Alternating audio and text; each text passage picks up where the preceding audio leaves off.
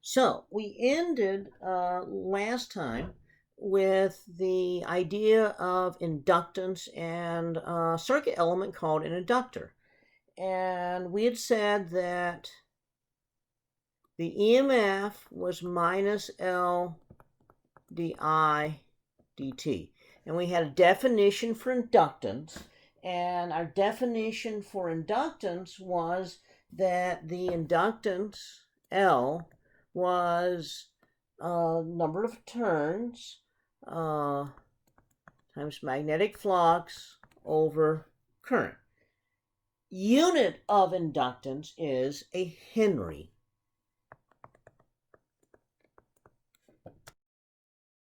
Okay.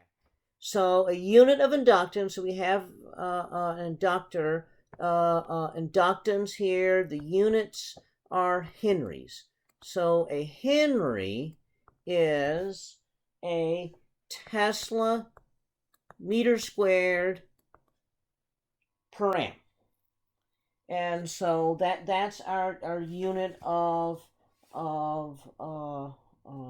unit of inductance, and it's named after Joseph Henry.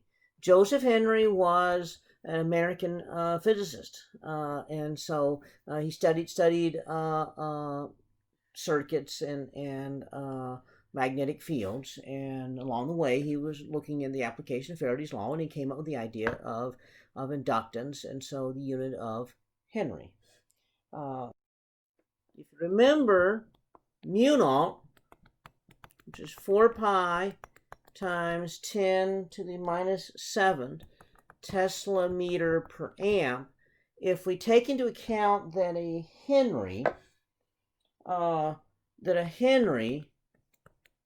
is a Tesla meter squared per amp, notice that the units of the